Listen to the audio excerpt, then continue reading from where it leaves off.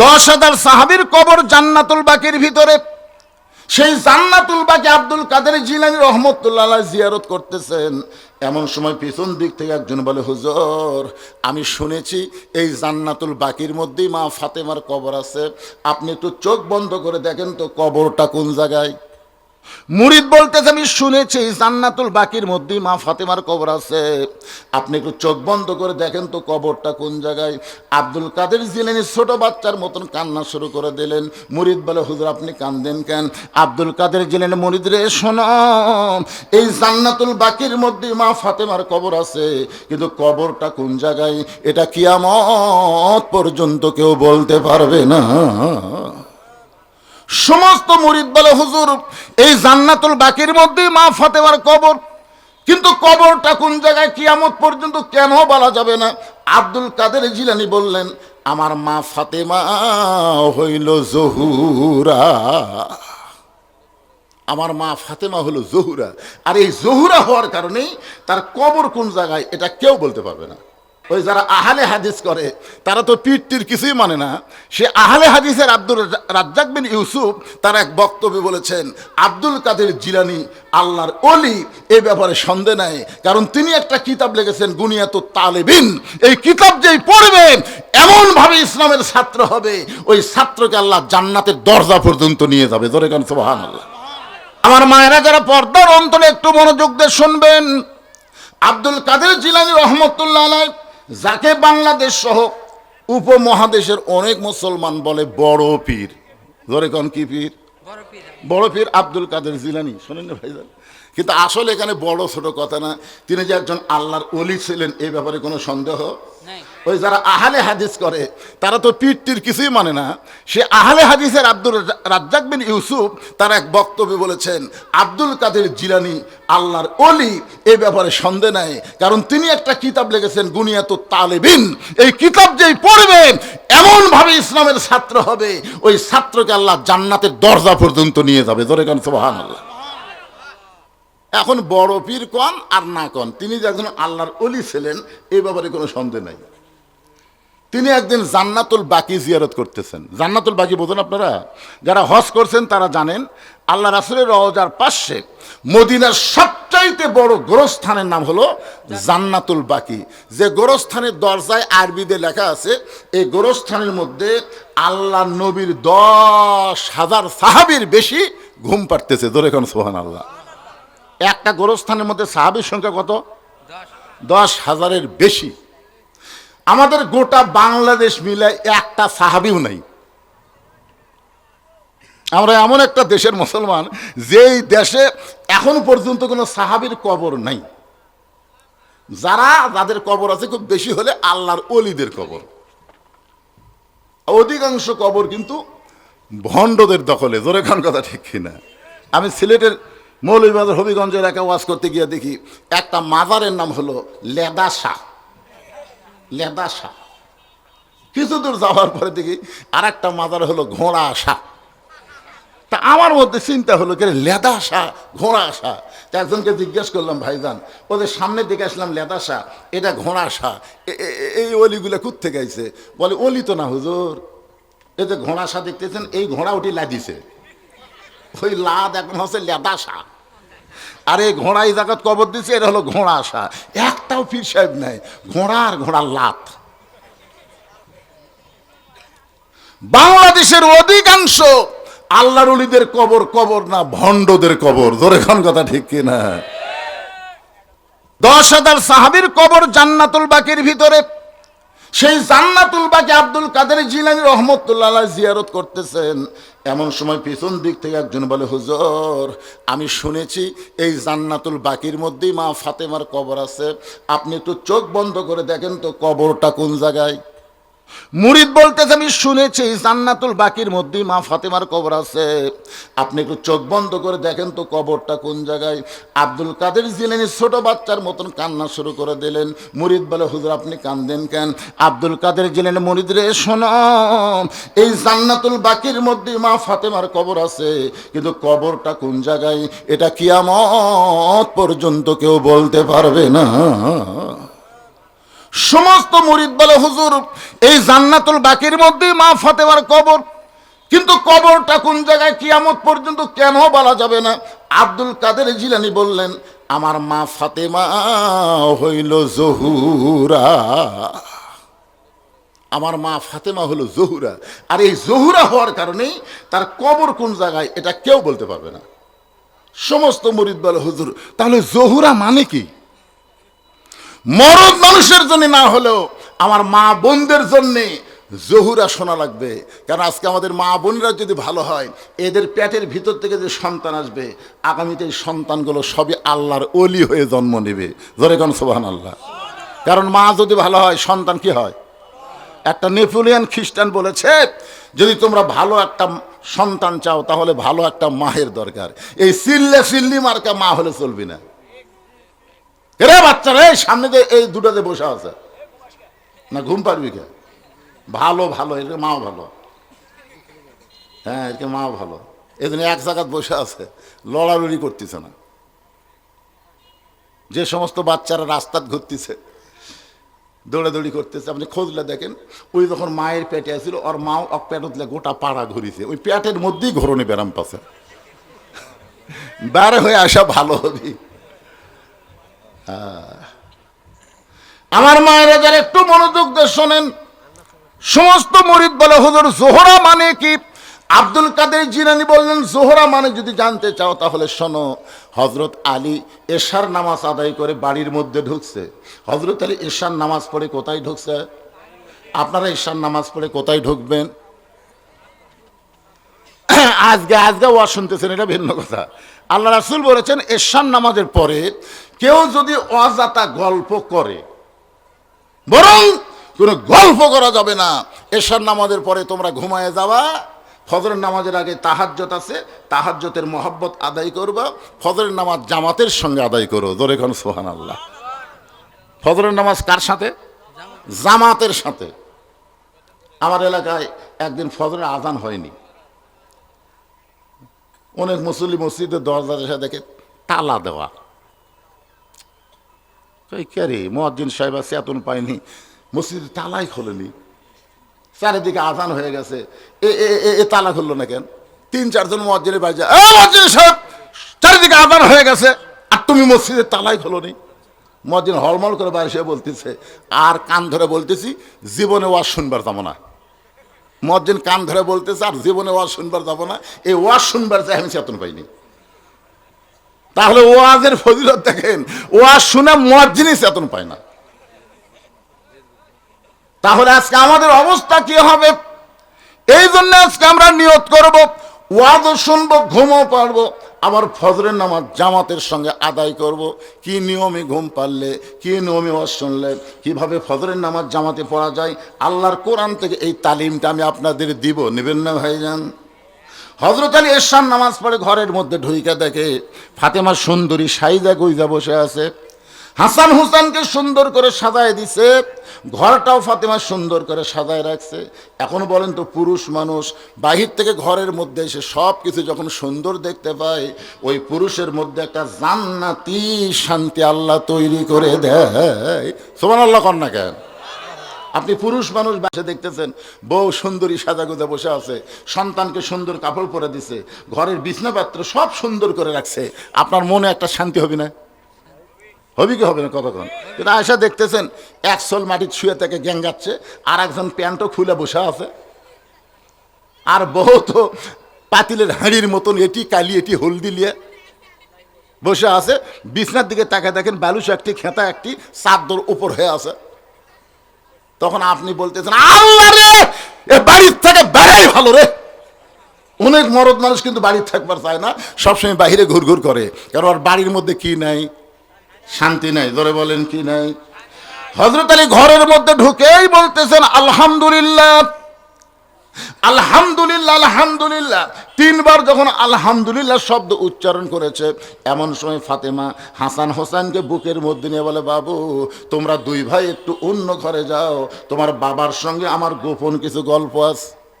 যেই মাত্র ফাতেমা বলতেছে হাসান হোসেনকে, বাবা তোমরা দুই ভাই একটু অন্য ঘরে যাও, তোমার বাবার সঙ্গে আমার গোপন কিছু গল্প আছে, কথাবার্তা বলার সঙ্গে সঙ্গে হাসান হোসেন হাসতে হাসতে যখন অন্য ঘরে গেছে, এমন সময় ফাতেমা ঘরের দরজা বন্ধ করে দেয়।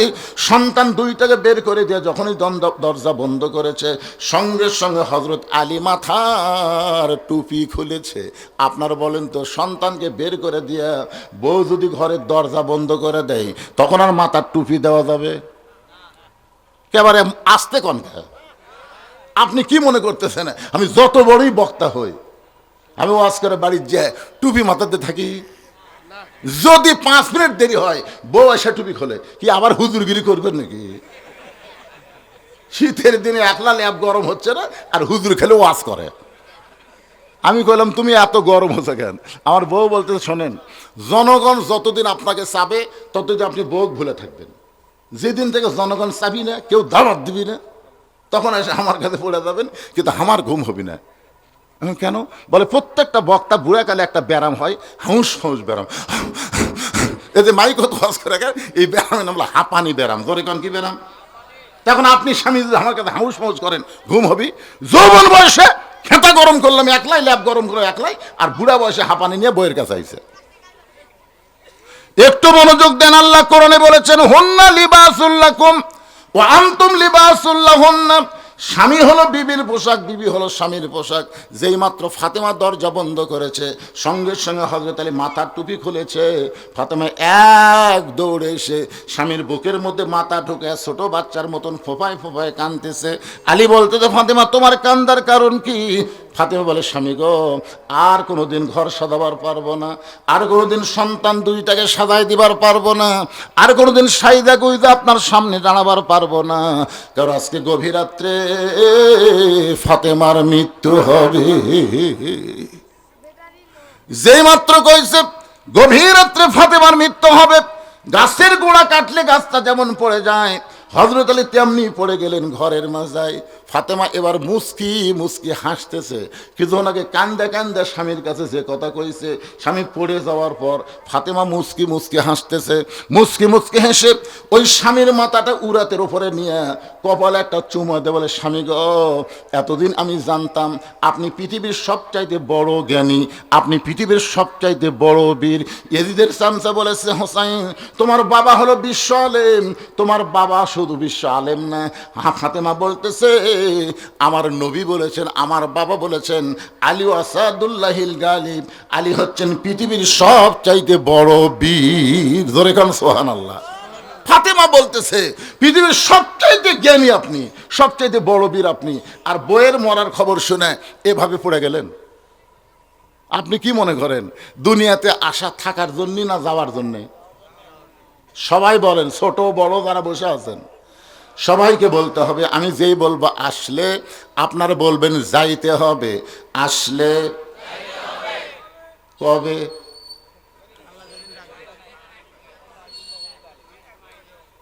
কিন্তু আল্লাহ শর্ত দিছে, মরার আগে মুসলমান হওয়া লাগবে বাজান। যখন তখন গেলে হবে না, মুসলমান হয়ে মরতে হবে।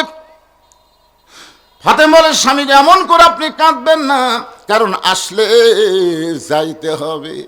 ওগো স্বামী, আমি চলে যাওয়ার পর আমার 3টা চাওয়া আপনাকে পুরা করা লাগবে। আমি চলে যাওয়ার পর আমার 3টা চাওয়া পুরা করা লাগবে। হযরত আলী ছোট বাচ্চার মতন কান্দে, বলে, ফাতেমা রে, দুনিয়ার জীবনে অত্যন্ত গরিব ছিলাম বলে তোমার একটা চাহিদাও আমি পুরা করবার পারিনি। আপনারা বলেন তো, হযরত আলী দুনিয়াতে ধনী ছিল না গরিব ছিল? কেমন গরিব! আলীর জীবনে পড়ে দেখেন এত গরিব ছিল। ফাতেমা হযরত আলীর বউ হওয়ার পরে জাঁতা ঘুরাইতে ঘুরাইতে হাতের মধ্যে ফসকা পড়ে ওই হাতের চামড়া উঠে রক্ত পর্যন্ত বের হয়েছে। এত অভাবী ছিল হযরত আলী। সে আলী কান্দের বলে, ফাতেমা, দুনিয়ার জীবনে কিছুই দিবার পারলাম না, মরার পরে তুমি কি চাইবা ফাতেমা? ফাতে বলে, স্বামী গো আমার তিনটা চাওয়া। এক নম্বর চাওয়া হলো রাতের অন্ধকারে আমার মৃত্যু হবে, এই রাতের অন্ধকারেই আমাকে দাফন করা লাগবে, কারণ আমি পর্দাকে এত ভালোবাসি। সবসময় আল্লাহর কাছে দোয়া করেছি, আল্লাহ ফাতেমার মৃত্যুটা যেন গভীর রাতে হয়। আল্লাহ তাআলা আমার দোয়া কবুল করেছে। আমার রাতের অন্ধকারে পর্দায় মৃত্যু হবে, কিন্তু আমি মরে যাওয়ার পর এই তিনটা চাওয়া আপনাকে পুরা করা লাগবে। রাতের অন্ধকারেই আমাকে দাফন করবেন, দিনের আলোতে যদি কবর দেন তাহলে আমার পর্দার খেলাফ হয়ে যাবে। ওগো স্বামী, আমার 2 নম্বর চাওয়া হলো আমার কোনো জানাজার ব্যবস্থা করবেন। মেয়ে মানুষের জানাজা এখানে মাইকিং করে করার কোনো দরকার নাই। ফাতেমা বলতেছে, যিনি নারীদের নেত্রী হবেন জান্নাতে, তিনি বলতেছেন আমার জানাজার কোনো ব্যবস্থার দরকার নাই। আলী বলতেছেন, ফাতেমা তুমি নবীর কলিজার টুকরা, তোমার মৃত্যুর খবর শুনলে হাজার হাজার মানুষ তোমার জানাজায় দোয়া করবে, তুমি কি এই দোয়া চাও না? ফাতেমা বলতে, স্বামী গো লক্ষ লক্ষ মানুষ যদি দোয়া করে ফাতেমা ভালো, আর আপনি যদি বলেন আমার ফাতেমা ভালো না, ওই লক্ষ মানুষের দোয়া দেয়া ফাতেমার এক তিলি পরিমাণ লাভ হবে না। আর দুনিয়ার তামাম মানুষ যদি বলে ফাতেমা খারাপ, আর আপনি যদি বলেন ফাতেমা ভালো, এই স্বামীর সার্টিফিকেটে আল্লাহ ফাতেমার জন্যে 8টা জান্নাতের দরজা খুলে দিল। এখন আপনারা বলেন বউ ভালো হওয়া লাগবে কার কাছে? কেন আমার কথাকে আপনার বুঝতে পারতেছেন? তাহলে বউ ভালো হওয়া লাগবে কার কাছে? আর হামাকের গুলা লব উল্টা কি কয়, এরকম লব উল্টা তুমি খালি তুমি আমাকে দেখতে পারো না, খালি তুমি। গোটা পাড়া খুঁজে দেখো আমার বিরুদ্ধে কেউ নাই।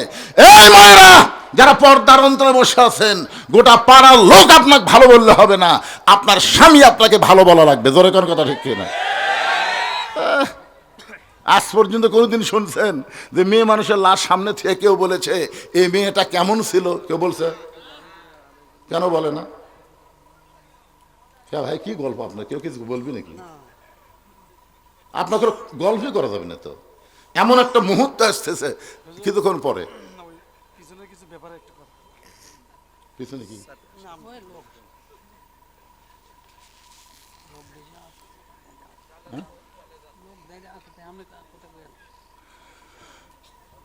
আসলে একে তো বদরশীদ বক্তা এই এলাকাত খুব কম আসছে, ঠিক কেনা বলেন? এই বছর তো আশাই হয়নি।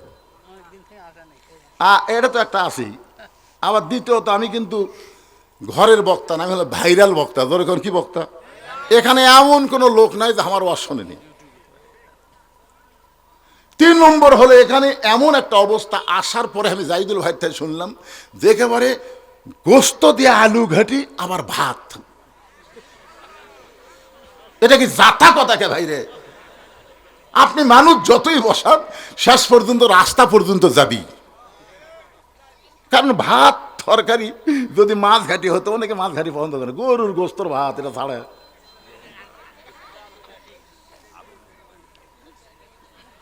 আরো লোক বলে পারল তো গোপনে গোপনে কাজ করে যাচ্ছে।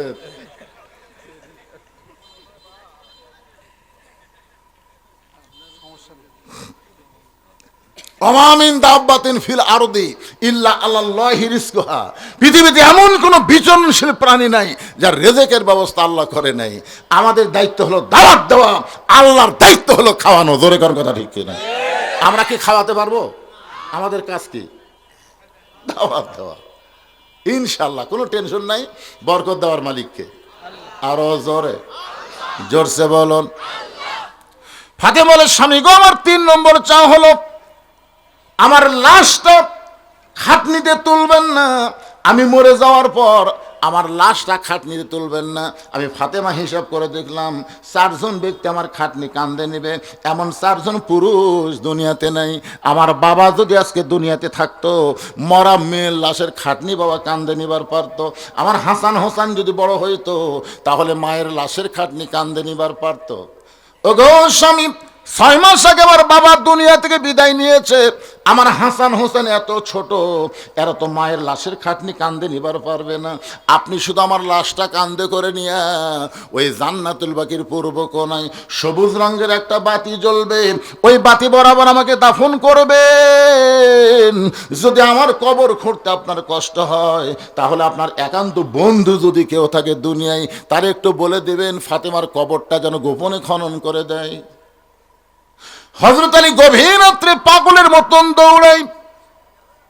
দৌড়াইতে দৌড়াইতে আলীর বন্ধুর নাম হলো আবু যর গিফারি। গভীর রাতে আবু যর গিফারের জানলার কাছে ছোট বাচ্চা যেমন ফোঁপায় ফোঁপায় কান্দে জেদ করে, এমন করে হযরত আলী কাঁদতেছে।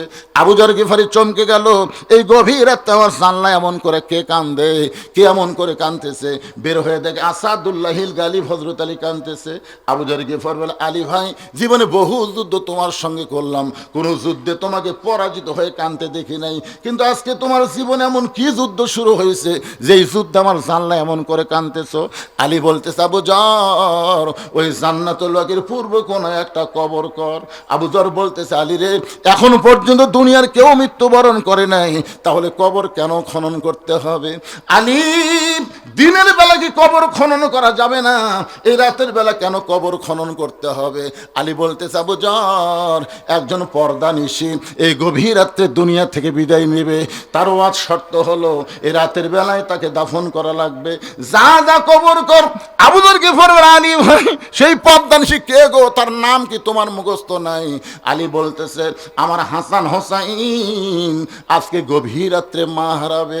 আবু যর গিফারি বলতেছেন, 6 মাস আগে নবী দুনিয়া থেকে বিদায় নেওয়ার পরে তোমার 2টা সন্তানের চোখের পানি এখন পর্যন্ত শুকাই নাই। যত সাহাবী পাই প্রত্যেকটা সাহাবীর সামনে জিজ্ঞাসা করে, আমার নানা কোথায় গেল?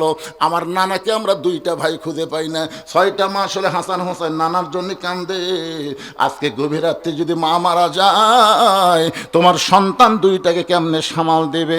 আলী বলতেছে, আবু যর, পরের চিন্তা পরে কর, যায় একটা কবর কর। হযরত আবু যর গিফারি কোদাল নিয়ে জান্নাতুল বাকির পূর্ব কোণায় গিয়া দেখে সবুজ রঙের একটা বাতি জ্বলতেছে, যেই বাতির কোনো তার নাই, যেই বাতির কোনো সুইচ নাই, বিনা তারে বিনা সুইচ আমার আল্লাহ তাআলা অটোমেটিক জ্বলায়া দিছে। লিল্লাহে তাকবীর। অনেক সময় আমার কাছে গল্প করে, হুজুর, কবরে কোনো জানলা নাই, দরজা নাই, কবরে কোনো বালিশ নাই, খেতা নাই, এই কবরে কেমনে থাকবো? আরে পাগল, কবরের পাশেও দুনিয়া থেকে জোগাড় করে যদি যাওয়ার পারেন, আপনার কবর কবর থাকবে না, আপনার কবর জান্নাতের বাগান হয়ে যাবে। জোরে কোন কথা ঠিক কি না? এই জন্যই তো কবি তার গজলের মধ্যে বলতেছেন, কিন্তু যেদিন ডাক পড়িবে কবর মাঝে যাইতে, জোগাড় কিছু করছো বন্ধু তার মাঝে বিছাইতে। কিন্তু যেদিন ডাক পড়িবে, কিন্তু যেদিন, সেটা কোন দিন? তাহলে যে কোনো সময় যদি ডাক পড়ে, তাহলে কবরের জন্য আপনারা কি জোগাড় করছেন? খলিফা হারুনের দরবারে একটা পাগল মাঝে মধ্যে আসতো, পাগলের নাম হলো বাহরুল পাগল। ধরে কোন কি পাগল? কখনো কান্দে কখনো হাসে। উজির নাজির মন্ত্রীরা বিরক্ত হয়ে খলিফা হারুনকে বললেন, যাবো না, এই পাগল যেন রাজ দরবারে না আসতে পারে, এমন একটা ব্যবস্থা করেন, এই পাগল ছাগল রাজ দরবারে। খলিফা হারুন চিন্তা করলেন কি করা যায়। তিনি বাহলুলকে কাছে ডেকে বললেন, বাহলুল ভাই, আমাকে একটা কাজ করে দেওয়া লাগবে, আপনি পারবেন? বাহলুল চিন্তা করে, পাগলক যাই ভাই কছে, কি কাজ? যাবো না। বলে, আমার একটা লাঠি আছে, এই লাঠিটা আপনাকে দিয়ে দিলাম, শর্ত হলো আপনার চাইতে বোকা যদি কেউ থাকে তাকে লাঠিটা দিয়ে দিবেন। বাহলুল পাগল লাঠি নিয়ে চলে গেছে। খলিফা হারুন বললেন, শোনো, এই পাগল আর দরবারে আসবে না। উজির নাজির মন্ত্রী বললেন, কেন স্যার? বলে, এই জন্য আসবে না, ওর সাথে বোকা মানুষও খুঁজে পাবি না, লাঠি দাও, কামও শেষ হবি না। আর কাম না শেষ হলে আসে? আসলেই তাই, কয়েক বছর বাহলুল পাগল আর রাজ দরবারে আসেনি। ওর চাইতে বোকা মানুষ খুঁজাও পায়নি, ওর হাতুতে লাঠি আছে। কিন্তু খলিফা হারুন যখন দুর্বল হয়ে বিছনাত পড়ে গেছে, এমন সময় বাহলুল পাগল লাঠি নিয়ে হাজির। খলিফা হারুন বলে, কেরে বাহলুল, লাঠি যে এখনো তোর হাতে আছে? লাঠি দেওয়ার মানুষ আজকে হয়তো পাওয়া যাবে। খলিফা হারুন চমকে বলতেছে, এই ঘরের মধ্যে তুমি আর আমি ছাড়া তো কেউ নাই, তা লাঠি কেমনে কাকে দিবা? বলে, যাবো না, আপনাকে একটা প্রশ্ন করি। মনে করেন আপনি যে শহরে বসবাস করতেছেন, এই শহরের নাম কি? খলিফা হারুন বললেন বাগদাদ শহর। বাহলুল পাগল বলেন বাগদাদ শহর থেকে মক্কা শহরে আপনি যদি 10 দিনের সফরে যান আপনি কিভাবে যাবেন? খলিফা হারুন বলতেছে পাগল, বাগদাদ হলো আমার চীনা, মক্কা হলো আমার অচেনা, তাহলে চীনা শহর থেকে অচেনা শহরে গেলে মাল সামানা জোগাড় করি আমাকে যাওয়া লাগবে, কারণ ওখানে যায় যেন আমার বিপদ না হয়। বাহলুল পাগল বলে যাবো না। শোনেন, দুনিয়ার একটা শহর থেকে আর একটা শহরে 10 দিনের সফরে গেলে মাল সামানা জোগাড় করে আপনি রওনা দেবেন, তাহলে দুনিয়ার জগৎ থেকে আখিরাতের জগতে কবরের ঈশ্বাসন দিয়ে আপনাকে যাওয়া হবে, যে কবরের মধ্যে 50,000 বছর আপনাকে থাকা লাগবে, সে কবরের পাথেয় হিসাবে কতটুকু আপনি জোগাড় করছেন? আবু যর গিফারি কোদাল নিয়ে ওই জান্নাতুল বাকির পূর্ব কোণায় গিয়ে দেখে সবুজ রঙের একটা বাতি জ্বলতেছে, যেই বাতির কোনো আলো নাই, যেই বাতির কোনো তার নাই, যেই বাতির কোনো সুইচ নাই, বিনা তারে বিনা সুইচে আমার আল্লাহ জোরে বলেন কে অটোমেটিক জ্বলাই দিছে। আবু যর গিফারি লক্ষ্য করে দেখে ওই আলোর নিচে গোলাকার হয়ে আলো পড়ে নাই, 4 কোণা কবরের মতন আলো পড়েছে। ওই আলোর মধ্যে কোদাল দিয়ে কবর খুঁড়তেছেন। কবর খুঁড়তে খুঁড়তে এক সময় আবু যর গিফারি আবেগে মুখ ফসকে বলে ফেলেছে, কবর তুই কি জানিস রে কবর আজকে গভীর রাত্রে কবর খোঁড়ার কারণ কি? যাকে দাফন করা হবে আল্লাহ নবীর মেয়ে হওয়ার পরেও নবী তাকে মায়ের মতন সম্মান দিয়েছে। কবর খবরদার বেয়াদবি করবি না, আজকে তোর মধ্যে যাকে দাফন করা হবে তার 2টা সন্তানকে আল্লাহ জান্নাতের যুবকদের সর্দার বানাইছে। কোদাল দিয়ে কবর খুঁড়তে খুঁড়তে এক সময় আবু যর গিফারি বলে, কবর তুই কি জানিস গভীর রাত্রে কেন কবর খুঁড়তেছি? তোর মধ্যে যাকে দাফন করা হবে হযরত আলীর স্ত্রী ফাতেমাকে দাফন করা হবে। কবর খবরদার বেয়াদবি করিস না। এই কথা বলে আবার যখন কোদাল মারতে চায় এমন সময় কবরের ভিতর থেকে আওয়াজ আসছে, আবু যর কার মা কার মেয়ে কার বিবি এইটা কবর দেখবে না, আমল যদি ভালো হয় কবর জান্নাতের বাগান হবে, আর আমল যদি খারাপ হয় কবর জাহান্নামের গর্ত হবে। আপনারা মনে করেন না এই কথাটা ফাতেমার জন্য বলছে? ফাতেমার জন্য না, আমরা যারাই কবরে যাব তাদের সবাইকে লক্ষ্য করে বলা হয়েছে, কার মা কার মেয়ে কার বিবি এইটা দেখা হবে না, দেখা হবে আমল যদি ভালো হয় কবর জাহান্নামের কি হবে গর্ত, আমল যদি ভালো হয় জান্নাতের টুকরা হয়ে যাবে, আমল যদি খারাপ হয় কবর জাহান্নামের গর্ত হবে। এই শব্দ আবু যর গিফারির কানে ঢোকার সঙ্গে সঙ্গে গোটা দেহ থর থর করে কম্পন শুরু হয়ে গেল, হাতের কোদাল পড়ে গেল, আর কবর খুঁড়তে পারলেন না। হযরত আলী গভীর রাত্রে ফাতেমার দেহটাকে নিজের কাঁধে করে নিয়ে ওই জান্নাতুল বাকিতে যাবার চায়, কিন্তু ঘরের মধ্যে ঢুইকা থেকে অবাক কাণ্ড, ফাতেমা নিজে নিজেই গোসল করেছে। সুবহানাল্লাহ বলেন। ফাতেমারে কোনো মেয়ে মানুষ গোসল করায় দেয় নাই, নিজের শেষ গোসলটা নিজেই করেছেন। এই কারণেই করেছেন ফাতেমা মেয়েদেরকেও জোরে কন্যা সুবহানাল্লাহ। খাদিজাতুল কুবরা বলে, আমার পেট থেকে ফাতেমা যখন জন্ম নিল আমি আশ্চর্য হয়ে গেলাম, আমার প্রসবের কোনো ব্যথাই হলো না। ফাতেমা দুনিয়াতে আসার পরে আমি তাকায় দেখি, আমি মা খাদিজা নিজে আমার মেয়ের দিকে তাকায় দেখি ফাতেমা তার নিজের এই 2টা হাত দিয়া তার ইজ্জত ঢেকে দুনিয়াতে ভূমিষ্ঠ হয়েছে।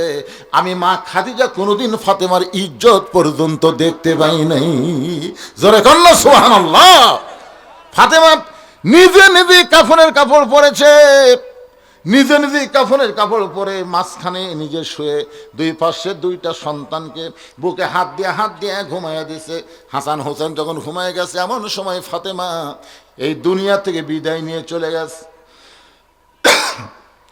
হযরত আলী ফাতেমার দেহখানা কাঁধে করে নিয়ে ওই জান্নাতুল বাকির পূর্ব কোণায় গিয়ে বলে, আবু যর কবর থেকে সরে যা। আল্লাহ তাআলা আবু যরকে আগেই কবর থেকে খেদায় দিস। ফাতেমাকে দাফন করার পরে কবরের দিকে তাকায় বলতেছে, কবর আজকে তোর মধ্যে যাকে দাফন করলাম আমি স্বামী হিসাবে সাক্ষী দিচ্ছি, আমার বিবি হলেন সবচাইতে ভালো পর্দানিশী। জোরে কন্যা সুবহানাল্লাহ। আমি স্বামী হয়ে বলতেছি আমার ফাতেমা পর্দানিশী। কবর আমার ফাতেমা পর্দানিশী, ও দরদে আল্লাহ আমার পর্দানিশী বিবি ফাতেমাকে তুমি কবুল করে নাও। যেই বলেছে কবুল করে নাও, আলী তাকায় দেখে সামনে কয়েকটা পুরাতন কবর দেখা যায়, এইমাত্র ফাতেমার কবর নিজের হাতে দিয়েছে, সেই কবরটার নাই। হযরত আলী আবার লক্ষ্য করে দেখলেন পুরাতন কবর দেখা যায়, নতুন কবর নাই।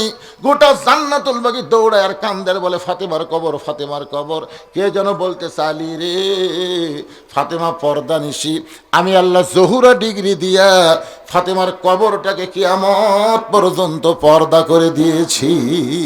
আমার মায়েরা যারা পর্দার অন্তরে বসে বসে শুনতেছেন, ওই ফাতেমার সঙ্গে যদি জান্নাতে যাবার চান, আমি মেয়েদেরকে বলতেছি ফাতেমার সিগনেচার ছাড়া একটা মেয়েও জান্নাতে যাবার পারবে না। কারণ ফাতেমা হলো জান্নাতি নারীদের নেত্রী। এখন ফাতেমা তো যাকে তাকে সিগনেচার করবে না, কেবলমাত্র পর্দা নিশি নারী যারা হবে তারাই ফাতেমার হাতের সিগনেচার পাবে। মায়েরা যা করছেন করছেন, আজ থেকে ওয়াজ শোনার পরে আপনার পর্দার ভিতরে থাকবেন। পুরুষেরা যা করছেন করছেন, ফজরের নামাজ থেকে নামাজ শুরু করবেন। আর কথা কয় না। আপনারা মাগরিব এশার নামাজ কারা কারা পড়েননি হাত তোলেন, এ কথা আমি কমো না, এ কথা আমি বলবো না। কারণ মাগরিব এশা কারা কারা পড়েননি হাত তুলবার বললে আপনারা শরম পাবেন। কিন্তু আজকের এই ওয়াজ শোনার পরে মরা লাগবে, বাঁচার কোনো বুদ্ধি নেই, যে কোনো সময় যাইতে হবে, এইটা বিশ্বাস করে কারা কারা ফজর পড়বেন না, কারা কারা ফজরের নামাজ পড়বেন না, তারা একটা হাত তোলেন। কোনটি? ওটা ভুল করে ইচ্ছা করে কেউ তুলবে না। তাহলে কি বুঝতেছেন? আজকের মসজিদের উন্নয়ন কল্পে মাহফিল, ফজরের সবাই যদি নামাজ পড়ে, মাহফিল কমিটি ধন্য হয়ে গেছে। এত টাকা খরচ করার পরেও তারা লস হয়নি। কারণ আজকের মাহফিলের কারণে যদি সবাই ফজরের নামাজ আদায় করে, ইনশাআল্লাহ আল্লাহ যদি দেয়, দুনিয়ার কেউ আটকাবার পারবে না। জোরে কোন কথা ঠিক কথা বলেন ভাইজান। শুধু কোরআনের মাহফিলের কারণে যদি মাহফিল কমিটি মেয়েদের পর্দার ব্যবস্থা করে, তাহলে আল্লাহর কোরআন যেদিন বাংলাদেশে চালু হবে, সেই দিন বাংলার মুসলমান বুঝতে পারবে আসলে পর্দা কারে কয়। জোরে কোন ঠিক কিনা? এখন বুঝবার পারতেছেন না তো। মায়েদেরকে শুধু কাপড় দিয়ে ঘিরে রাখলে হবে না, মায়েরা জোরে কথা বলবে। এই কথা যদি পর পুরুষের কানে আসে, তাহলে পর্দা থাকলো? মেয়েদের কথাও তো পরপুরুষের জন্য পর্দা। এই জন্য মেয়েরা ইচ্ছা করলে জোরে কোরআন তেলাওয়াত করতে পারবে না। মেয়েরা যদি ঘরের মধ্যে জোরে কোরআন তেলাওয়াত করে আর রাস্তার পুরুষরা যদি শুনতে পায়, সওয়াব তো হবেই না, বরং উল্টা পাপ হবে। তো কোরআন তেলাওয়াত করলে, সেই কোরআন তেলাওয়াত শুনলে যদি পাপ হয়, তাহলে ওরা চিল্লাচিল্লি করতেছে, এইগুলো যদি আমরা শুনি কি হবে? এই জন্য মা বোনদের অনুরোধ করবো, একটু জমে জমে চেপে চেপে বসেন, জবানকে সংযত করেন। আমি আমার অন্তরের অন্তঃস্থল থেকে সম্মানিত মা বোনদেরকেও শুভেচ্ছা জ্ঞাপন করে এই মুহূর্তে জানতে চাচ্ছি, আপনারা সকলে কেমন আছেন? জি আলহামদুলিল্লাহ, আলহামদুলিল্লাহ রব্বিল আলামিন। যে আল্লাহ শারীরিক সুস্থতা, মানসিক প্রশান্তি দান করে আজকের এই জান্নাতের বাগানে আমাদের কবুল করলেন, আমরা সে আল্লাহর প্রতি খুশি হয়ে জবান খুলে সকলে বলবো রব্বানা লাকাল হামদ হামদান কাসীরান তাইয়িবান মুবারাকান ফীহি। আল্লাহর প্রশংসা যত বেশি করবেন, আল্লাহ তত খুশি হবে।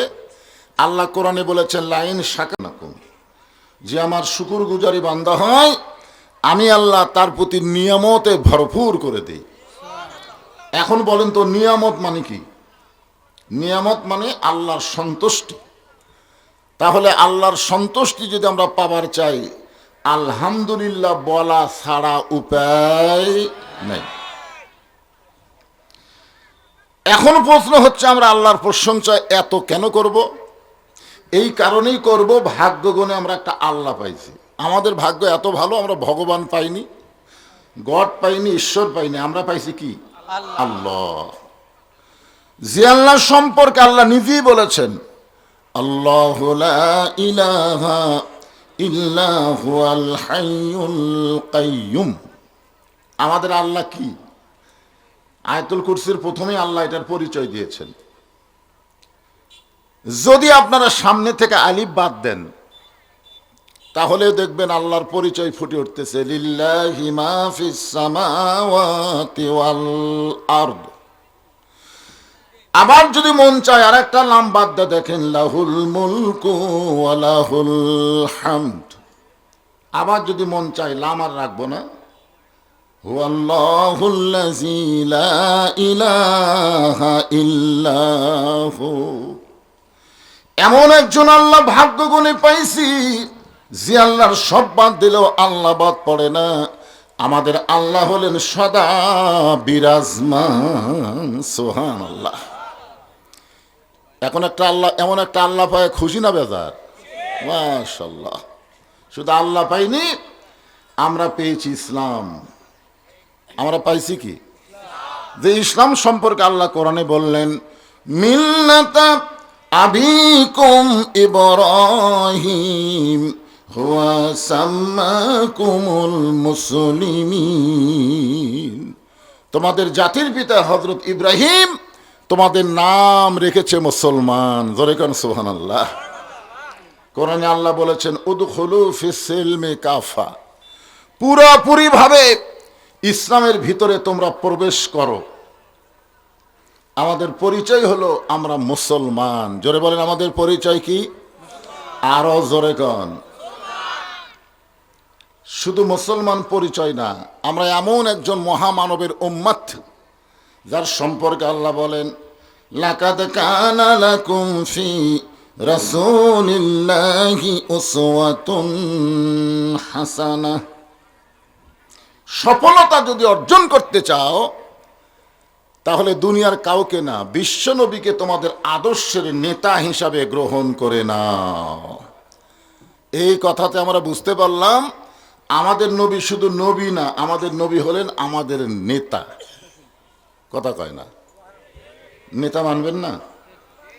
নবীর প্রতি দরুদ পড়ি, নবীরে সালাম করি মসজিদের ভিতরে, কিন্তু নবীর সমাজ গড়ার কাজে অনেকের দ্বন্দ্ব মনে বাজে। আমাদের নবী শুধু নবী ছিলেন না, মদিনায় হিজরত করার পরে নবী হলেন মদিনার রাষ্ট্রপতি। জোরে কোন সুবহানাল্লাহ।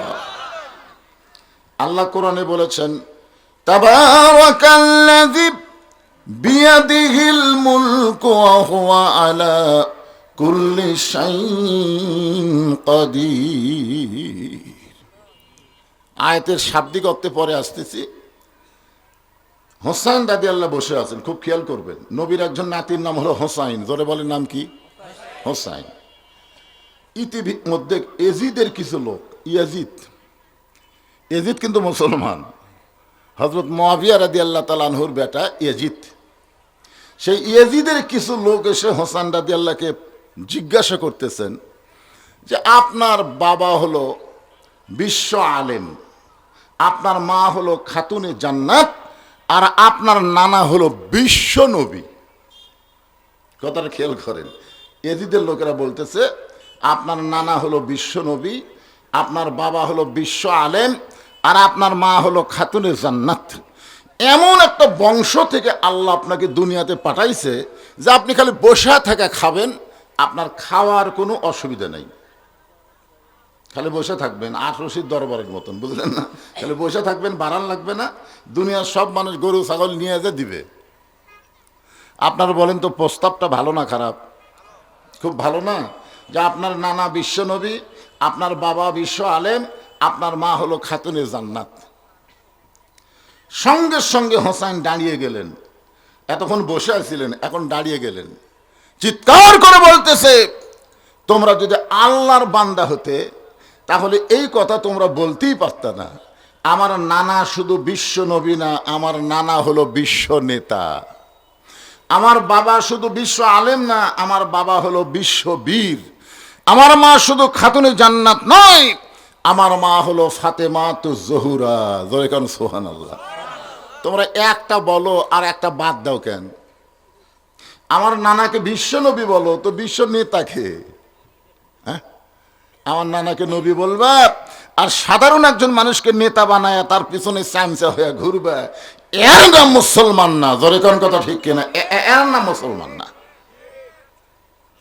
আমার নানা শুধু বিশ্ব নবী নয়, আমার নানা হলো বিশ্ব নেতা। আমার বাবা শুধু বিশ্ব আলেম নয়, আমার বাবা হলো বিশ্ব বীর। আপনারা বলেন তো হযরত আলী খেলে আলেম ছিল না বীরও ছিল? আর ফাতেমা খাতুনের জান্নাত এমনি এমনি হয়নি, নবীর মেয়ে হওয়ার কারণে আল্লাহ তাকে জান্নাতি নারীদের নেত্রী বানায়নি। সে হচ্ছে ফাতেমাতে জোহরা, আমল করার কারণে। জোরে কোন সুবহানাল্লাহ। এই মুহূর্তে হোসেনের মতন আমরাও নবীর উম্মত হিসাবে কি বলতে পারি আমার নেতা তোমার নেতা? পারবেন না। গলা খাঁকারি দেন তো দিকে। কারণ অনেক সময় হক কথা জবান দিয়ে বের হয় না, এই টুটির মধ্যে শয়তান থাকে। জোরে কোন কি থাকে? শয়তান। অন্য বহু কথা বলবে কিন্তু হক কথা বাড়াবে না। এর চাইতে বড় হক কথা তো আর নাই। এই জন্য আমি যেই বলবো আমার নেতা তোমার নেতা, সকলে বলবেন বিশ্ব নবী মোস্তফা আমার নেতা তোমার নেতা। নিদানে আখেরাতে তরাইতে পলসে রাতে কান্ডারি হইয়া নবী পার করিবেন সেই তরণী। সবাই বলেন নবী মোর পরশমণি, নবী মোর সোনার খনি, নবী নাম ভাবে যেজন সেই তো দোজা হানের ধ্বনি। আছেন আমার মুক্তার, আছেন আমার বারিস্টার, শেষ বিচারের হাইকোর্টেতে তিনি আমায় করবেন পার। আমরা পাপী রাসূল জাবিন্দার। আল্লাহ যখন হাকিম হয়ে আমাদেরকে আসামি বানায় বিচার শুরু করবেন, ওই সময় আমাদের নবী উকিল হয়ে ব্যারিস্টার হয়ে আল্লাহর কাছে আমাদের ব্যাপারে ওকালতি করবেন। ওকালতি করে আমাদেরকে সুপারিশ করে জান্নাতে পৌঁছায়া দিবেন। এমন একজন নবীর উম্মত হওয়াতে আপনারা খুশি না বেজার? তাহলে জবান খুলে বলবো আলহামদুলিল্লাহ। এখন যে কোরআন থেকে আপনাদের সামনে আলোচনা হবে, আপনারা বলেন তো এই কোরআন শরীফের মধ্যে কোনো ভুল আছে? ভুল কে বলেছেন? আল্লাহ। কোরআনের প্রথমেই আল্লাহ বলেছেন জালিকাল কিতাবু লা রাইবা ফিহি হুদাল লিল মুত্তাকিন। এখানে যদি আল্লাহ বলতেন হুদাল্লিন নাস তাহলে খুব সহজ হতো, কিন্তু আল্লাহ হুদাল্লিল মুত্তাকিন বলার সাথে সাথে বোঝা গেল আল্লাহ পক্ষপাতিত্ব করছে। আল্লাহ এখানে নিরপেক্ষ থাকেনি, আল্লাহ পক্ষ নিয়েছে। কি নিয়েছে? যদি হুদাল্লিন নাস বলতো যে কোরআনের মধ্যে কোনো সন্দেহ নাই, এই কোরআন পাইকারি হারে সবাইকে হেদায়েত দেবে, এ কথা আল্লাহ বলেন। আল্লাহ বলেছেন হুদাল্লিল মুত্তাকিন, কেবলমাত্র মুত্তাকি বান্দা বান্দি যারা আল্লাহর কোরআন থেকে হেদায়েত পাবে তারা। এখন এই কোরআনের আলোচনা যারা আমরা শুনতেছি, বক্তা এবং শ্রোতা সবাইকে মুত্তাকি হওয়ার দরকার আছে না নাই? জোরে কোন আছে না নাই? মাশাআল্লাহ। এখন মুত্তাকি হবার গেলে কি করা লাগবে? এখানে মুত্তাকির কয়েকটা বৈশিষ্ট্যের মধ্যে এক নম্বর বৈশিষ্ট্য হলো আল্লাযীনা ইউমিনুনা বিল গায়ব, অদৃশ্যের প্রতি বিশ্বাস স্থাপন করা লাগবে। আমরা কোনোদিনকে আল্লাহ দেখছি নাকি? যখন দেখছি, এটা আজ থেকে এখন থেকে 1350 বছর আগে। কত বছর? 1350 বছর আগে নাস্তিকদের পক্ষ থেকে মুসলমানদেরকে 6টা প্রশ্ন করা হয়েছিল। আমার আঙ্গুলের দিকে তাকান, কয়টা? এখন না, এখন তো আমরা ফ্যাসটা মুসলমান, সেই সময় গাঢ় মুসলমান ছিল, ভালো মুসলমান, শিক্ষিত মুসলমান, আমলওয়ালা মুসলমান। আর এখন তো খালি নামের মুসলমান। জোরে কোন কথা ঠিক কিনা? আমাদের বাংলাদেশের শতকরা কত ভাগ মুসলমান? একজন কয় 96, একজন 95, যাই হোক, শতকরা 95 ভাগ মুসলমান আমাদের বাংলাদেশে। আপনারা বলেন তো শতকরা কত ভাগ ইমানদার? তাহলে মুসলমানের দাবি করবেন, ইমানদারের ভাগ বুঝবেন না, তাহলে তো হবে না। আপনি যতই মুসলমান হন, আমি যতই মুসলমান হই, আমার ইমান যদি ঠিক না থাকে তাহলে কাম হবে? হ্যাঁ। নাস্তিকদের পক্ষ থেকে যে 6টা প্রশ্ন করা হলো, তার মধ্যে একটা প্রশ্ন হলো তোমরা যে আল্লাহকে বিশ্বাস করো, সে আল্লাহ কোথায় আছে? আমরা আল্লাহ বিশ্বাস করি কি করি না? আমরা কি দেখা বিশ্বাস করি না না দেখা বিশ্বাস করি? তো প্রশ্ন করেছে 1350 বছর আগে, তোমরা যে আল্লাহর নামাজ পড়ো, তোমাদের আল্লাহ এখন কি করতেছে? তোমরা যে আল্লাহ রোজা রাখো, তোমাদের আল্লাহ কোন দিক হয়ে বসে থাকে? তোমরা যে আল্লাহর ইবাদত করো, হুকুম পালন করো, তোমাদের আল্লাহর আগে এই পৃথিবীতে কে ছিল? 5 নম্বর প্রশ্ন হলো, তোমরা যে আল্লাহর গোলামি করো, সারা রাত করো, সারাদিন করো, তোমাদের আল্লাহ দেখতে কেমন? কয়টা করছে? জোরে কোন কয়টা? আর একটা প্রশ্ন করলো, যেই নবীর উম্মত হইয়া নবীর সুপারিশ নিয়ে তোমরা জান্নাতে যাবার চাও, তোমাদের সেই নবী নাকি মেরাজ করেছেন। আজকে মসজিদকে যদি উন্নয়ন করতে চাই, শুধু মসজিদ 2 তলা 3 তলা 4 তলা করলে মসজিদের উন্নয়ন হবে না।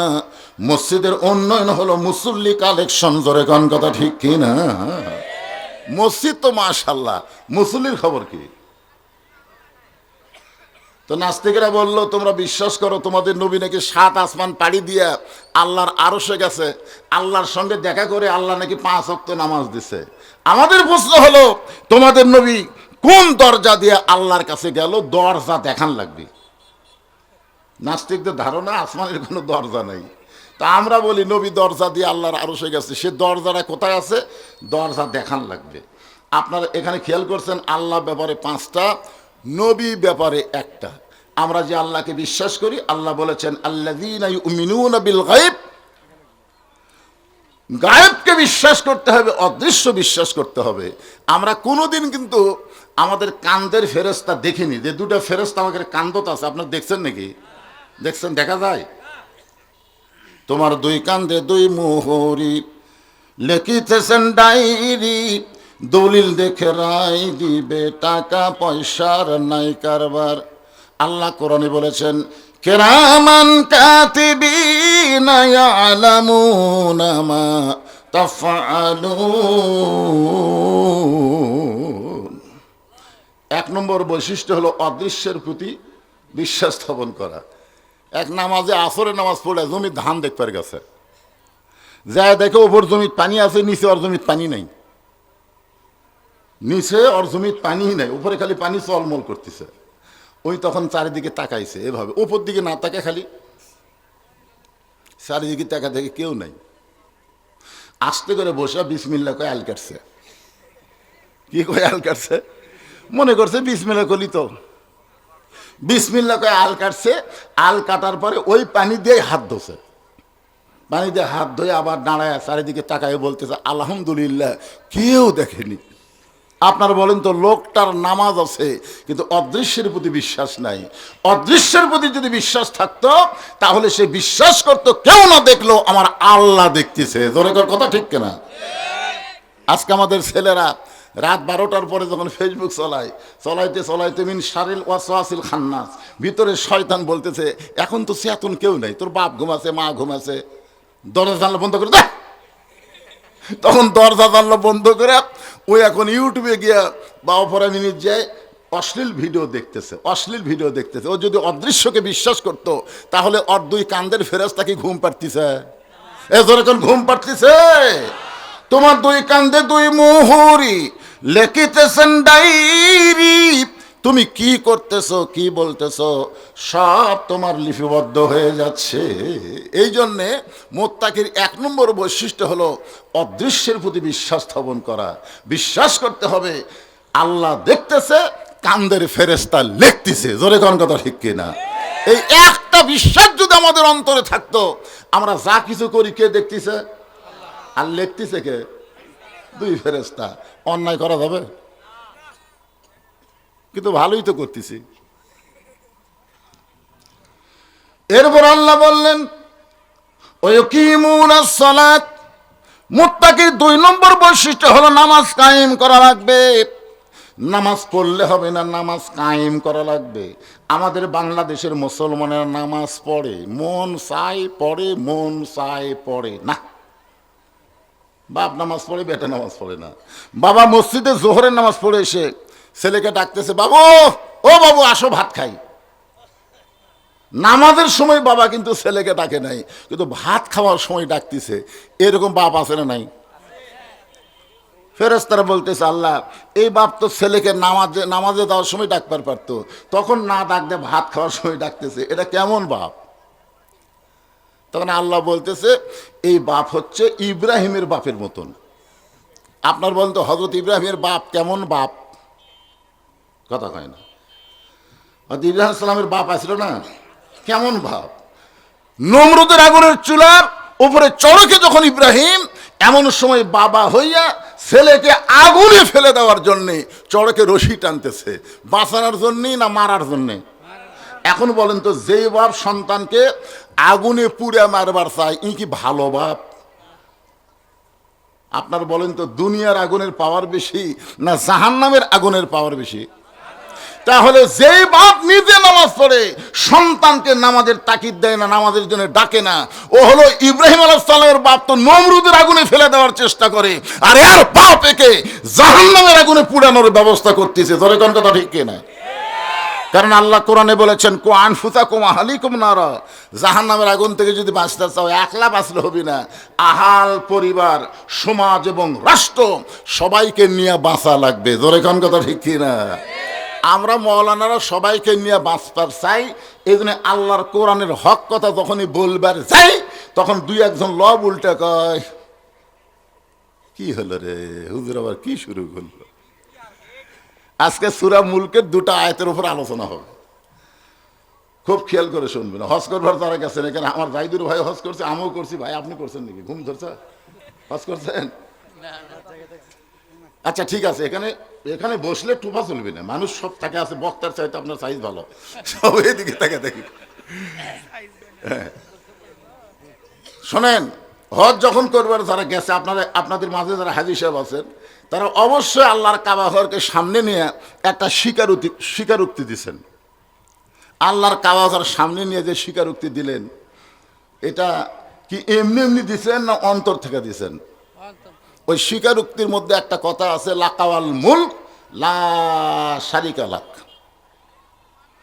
শুরুটা এইভাবে হয়, লব্বাইক আল্লাহুম্মা লব্বাইক, লব্বাইক লা শারিকা লাকা লব্বাইক, ইন্নাল হামদা ওয়ান নি'মাতা লাকাওয়াল মুলক লা শারিকা লাক। আচ্ছা বলেন তো, লাকাওয়াল মুলক লা শারিকা লাকের বাংলা অর্থ কি? রাজত্বের ভিতরে, রাজনীতির ভিতরে একমাত্র আল্লাহ ছাড়া আমি অন্য কাউকে স্বীকার করি না। তাহলে রাজাকে মানুষ না আল্লাহ? কথা কয় না।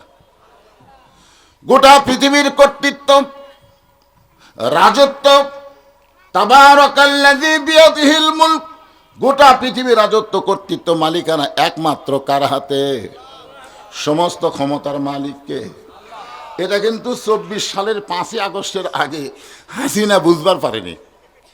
হাসিনা মনে মনে ভাবতে যে আমি ক্ষমতার মালিক, যার কারণে ওর মাজা ভাঙ্গা নেতাগুলো এর কেসা মোশান হয়েছিল। ভাই, দুইজন হাত ধরে টেজর তোলে আর দুইজন পাশাত মারে, পেলা উঠতে পারে তো। হ্যাঁ, একটা টেজত উঠে আসে, মাইক পায়া খেলা হবে। কি খেলবা? খেলবার গেলে মাজাত বল থাকা লাগবে। ধরে কোন কথা ঠিক কিনা? আপনার বলেন তো, যার মাজাত বল নাই আর খেলা আছে? কি যে মনে করছিল যে আমাদের উপর কেউ নাই। কুল্লি শাইইন কদির, প্রত্যেকটা বিষয়ের উপরে একমাত্র ক্ষমতা কার? এমন ভাবে পড়ে গেছে ভাই।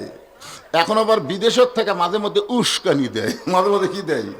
উস্কানি দেয়। ও এতই সোজা, যেই দলের প্রধানমন্ত্রীর থেকে, মেম্বার থেকে প্রধানমন্ত্রী পর্যন্ত পড়ে যায়, ওই দল বাংলাদেশে আবার ফিরে আসা অত্যন্ত কঠিন হবে। জোরে কোন কথা ঠিক কিনা? তাই বলি, আবল তাবল কথা না বলে ওই দলের যারা সমর্থন ছিলেন, আপনারা তওবা করেন। খামাখা ওই দল করে কি হবে ভাই? আল্লাহ তওবার একটা সুযোগ দিছে কি দেয়নি? জোরে কোন দিছে কি দেয়নি? আপনার তওবা করে ফেরত আসেন। আমারই সম্পর্কে বড় ভাই আওয়ামী লীগ করতো, 5ই আগস্টের পরে তওবা করে দল পরিবর্তন করছে। হ্যাঁ, কি জন্যে খামাখা? একটু মনোযোগ দেবেন। আল্লাহ বলতেছেন, আল্লাযী খালাকাল মাউতা ওয়াল হায়াতা লিয়াবলুয়াকুম আইয়ুকুম আহসানু আমালান ওয়া হুয়াল আজিজুল গফুর।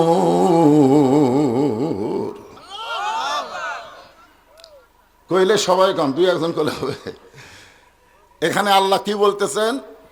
মৃত্যু এবং হায়াত। আমরা কি মরব? মরবেন? আল্লাহ এখানে বলতেছেন খলাকাল মাওতা ওয়াল হায়াতা। আমি তো এই আয়াত নিয়ে খুবই চিন্তা করছি। আমি কয়েকটা তাফসির পড়ে দেখলাম, আগে বলা লাগতো খলাকাল হায়াতা ওয়াল মাওতা, আগে জীবনের কথা বলা লাগতো, তারপরে মরার কথা বলা লাগতো। কিন্তু আল্লাহকে মরার কথা বললেন কি জন্যে? আমরা সাধারণত জানি জন্মিলে মরিতে হবে, তাই জানি না ভাই? জন্ম নিলেই তো মরা লাগবে। তো আল্লাহ মরার কথা আগে বলে পরে জন্মানোর কথা বললেন, খালাকাল মাওতা ওয়াল হায়াতা। এই আয়াতের তাফসির পড়তে গিয়ে সমস্ত তাফসিরকারক একই কথা বলেছেন, প্রত্যেকটা মানুষের সবচেয়ে নিকটতম যে জিনিসটা তার নাম হলো মৃত্যু। আপনারা বলেন তো আমাদের সবচেয়ে নিকটে তার নাম কি? আপনারা যারা এখানে আমার সামনে বসেছেন, আপনারা কি এরকম একটা লোক বলতে পারেন হুজুর আমার বাড়ি সবচাইতে কাছে, আমি ওয়াজ শেষ করে বাড়ি যাবই? এরকম একটা লোক বলেন তো। এই পুচকে তুই তো ছোট মানুষ, তোর দাদাই বাঁচা আছে, তোর বাপ বাঁচা আছে, তুই বললে ক্ষতি কি? বল। দেখছেন, একটা ছোট মানুষও বলার সাহস পাচ্ছে না, কারণ এখানে এসেছি যদি আল্লাহ না নিয়ে যায় আমরা কেউ যাবার পারবো না। জোরে কোন কথা ঠিক কি না? তাহলে আমাদের সবচাইতে নিকটে কি? মৃত্যু। আরো জোরে। এই কারণে আল্লাহ বললেন ওয়ালা তামুতুন্না ইল্লা ওয়া আনতুম মুসলিমুন। মুসলমান না হয়ে তোমরা কেউ মরিও না। আমরা যদি মুসলমান হয়ে মরতে চাই আমাদের করণীয় কি, এইটা একটু জানার দরকার আছে না নাই? এই কারণে আল্লাহ বললেন লিয়াবলুয়াকুম, তোমাদেরকে পরীক্ষা করা হবে, আইয়ুকুম আহসানু আমালা, সুন্দর আমলের পরীক্ষা হবে। এখন সুন্দর আমল আমরা করতে চাই, চাই কি চাই না ভাইজান? সুন্দর আমল করতে গেলে আমাদের কি করা লাগবে এই বিষয়টাই আল্লাহ কোরআনে বললেন, অনুনাজ্জিলু মিনাল কুরআনি মা হুয়া শিফাউ ওয়া রাহমাতুল লিল মুমিনিন। এই মুহূর্তে একটা স্লোগান দিবেন, এই আয়াতের স্লোগান। আমি যেই বলবো সব সমস্যার সমাধান আপনার বলবেন দিতে পারে আল কোরআন। সব সমস্যার সমাধান দিতে পারে আল কোরআন। সারাদিন ভিক্ষা করে ফকির 2 কেজি চাল নিয়ে বাড়িতে আসে। কয় কেজি? তো এখন ফকির খারাপ, তো ফকির বলে আমি কত কষ্ট করে এর বাড়ি হর বাড়ি কুত্তার ধাবার খায়। কি কন এখনকার কুত্তা যে খারাপ আছে ভাই, খুবই সাবধান। গ্রামে গ্রামে যে কুত্তা আছে ফকিরের ব্যাগ ধরে মারে কামড়। চাউল যাইছিল দুর্বল ব্যাগ ছিটে গেছে। এত কষ্ট করে আমি এ পাড়া ও পাড়া বেড়ায় 2 কেজি চাইল আনি, তোর মন খারাপ কেন? বউ বলতে সারা জীবন ভিক্ষা করা লাগবে, সারা জীবন। স্বামী কয় তাহলে আমি কি করব? বউ বলতেছে আপনাকে একটা বুদ্ধি দেই, এই বুদ্ধি অনুযায়ী কাজ করেন। বলে কি বুদ্ধি? বলে আপনি কি বাদশাহ শাহজাহানকে চেনেন? নাম শুনছি তো। তো সাধারণ মানুষের বাড়িতে না যায় বাদশাহ শাহজাহানের কাছে যান, এমন ভিক্ষা দেওয়া দিবে আর প্রতিদিন ভিক্ষা করা লাগবে না। বইয়ের বুদ্ধি শুনে ফকির পরদিন বাদশাহ শাহজাহানের রাজ দরবারে গেছে। জীবনে ফকির রাজ দরবারে যায় নাই, বইয়ের বুদ্ধি শুনে। ধরে কোন কার বুদ্ধি? এতদিন গেছে সাধারণ মানুষের দরজায়, আজকে গেছে বাদশার দরজায়। বাদশার দরজায় গিয়ে দেখে একজন দারোয়ান লাঠি নিয়ে দাঁড়ায় আছে। দারোয়ান কি নিয়ে দাঁড়ায় আছে? লাঠি নিয়ে। ফকির চিন্তা করে এত দরজায় ভিক্ষা করলাম, এরকম লাঠিওয়ালা মানুষ তো দেখিনি রে। কে রে পাগলা, তুই যে দরজা ভিক্ষা করছিস ওটা কি বাদশার দরজা? ফকির চিন্তা করতেছি কি করি, বউ তো বুদ্ধি দিছে, এখন যাওয়াই লাগবে। এই মনে করে ফকির যখন সামনে পা বাড়াইছে, দারোয়ান লাঠি দিতে আরে এক ধাপ। ফকির চিন্তা করতেছে এ ভাঙ্গাচোরা শরীর নিয়ে এর সাথে আর পারবো না, কারণ দারোয়ান কিন্তু দুর্বল মানুষ হয় না, দারোয়ান মোটামুটি শক্তিশালী মানুষ হওয়া লাগে। জোরে কোন কথা ঠিক কি না? ফকির চিন্তায় পড়ে গেলেন কি করব। এমন সময় ফকিরের মাথায় বুদ্ধি দেওয়ার মালিককে, উদউ ইলা সাবিলি রাব্বিকা বিল হিকমা মাউইজাতিল হাসানা। আল্লাহু আকবার। ফকির চিন্তা করতেছে হিকমত অবলম্বন করা লাগবে। ফকিরের বুদ্ধি কিন্তু কম না, অনেক বেশি বুদ্ধি। একটা ফকির যদি দেখে এক জায়গায় খাবার অনুষ্ঠান হচ্ছে, ওই কিন্তু দেখবেন এক আধ ঘন্টার মধ্যে 100 ফকির জানাবি ভাই অমুক জায়গায় কাম হচ্ছে। এর মধ্যে একটা মিল আছে। ফকির চিন্তায় পড়ে গেল, আমার ভাঙ্গাচোরা শরীর নিয়ে ওই দারোয়ানের সঙ্গে পারবো না। এখন হেকমতের মার হলো, এক দৌড়ে গিয়া দারোয়ানের দুইটা পা খপ করে ধরছে। যে দারোয়ানের হাতে লাঠি আছে, ফকির ওই দারোয়ানের কি ধরছে? লাঠি ধরছে না পা ধরছে? যেই পা ধরছে তখন দারোয়ানের দয়া হয়ে বলতেছে, ভাই তুইও যা হামু তাই, তুই ভিক্ষা করে খাস আর আমি দরজা পাহারা দিয়ে খাই, আমাদের মধ্যে কোনোই তফাৎ নেই। ফকির বলতেছে, তাহলে দরজা খুলে দাও। দারোয়ান বলে, পাগল, আমি আছি প্রথম দরজায়, এরকম আরো 15টা দরজা আছে, প্রত্যেকটা দরজায় একটা করে দারোয়ান লাঠি নিয়ে দাঁড়ায় আছে, আমি খুলে দিলি কি পরের দারোয়ান খুলবে? ফকির বলতেছে, ভাই খালি তুমি খুলে দাও। দারোয়ান ঠাট্টা করে দরজা খুলে দিছে, ঠাট্টা, যা পরের দারোয়ানে পিটন খায় এমনি বের হবি, এই ঠাট্টা করে দরজা খুলে দিছে। আর ফকির দরজা খোলা পায়, ভিতরে ঢুকে দেখে 100 গজ দূরে আর একটা দরজায় দারোয়ান লাঠি নিয়ে দাঁড়ায় আছে। ফকিরকে দেখে বলতে, ওই ফকির ঢুকলা কেমনে? ফকির বলতে যে, কেমনে ঢুকলাম? তাহলে প্রথম দারোয়ানের কাছে যাও, ওই আমার পরিচয় পায়াই দরজা খুলছে, এখন তুমি দরজা খুলবে না মারবে সেটা তোমার ব্যাপার। দারোয়ান চিন্তা করতেছে, কে রে, এর যদি পরিচয় না থাকলো তাহলে প্রথম দরজা তো দারোয়ান দরজা খুলতো না, ও যখন খুলে দিছে তাহলে খামা খা, আমি আটকায় আমার চাকরি নষ্ট করবো। এর ঢপে ফকির হতে পারে, কিন্তু এর ভেতর কাম আছে। যদি কাম না থাকে তাহলে দারোয়ান দরজা খুললো কেন?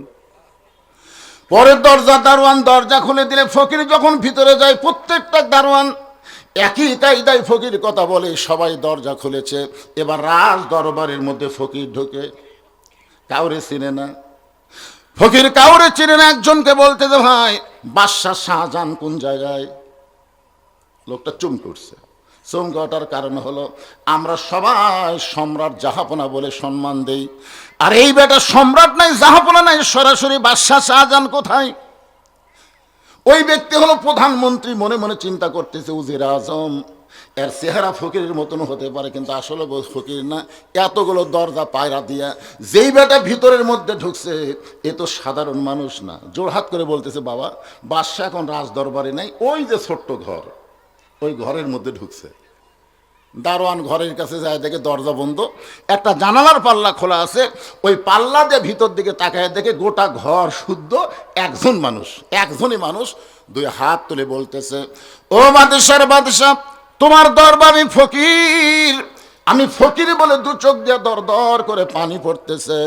ফকির মনে মনে কয়, বইয়ের বুদ্ধি শোনা আসলাম বাদশার কাছে, কিন্তু আয়সা দিকে বাদশা নিজেই ফকির হইয়া কাঁদতেছে। কার বুদ্ধি শোনা? বইয়ের বুদ্ধি শোনা আসলাম বাদশার কাছে, আর বাদশাহ যে হারে কাঁদতেছে। বড় ফকির কে রে? আমি বড় ফকির, না ভিতরে যারা কান দিচ্ছে এটাই বড় ফকির?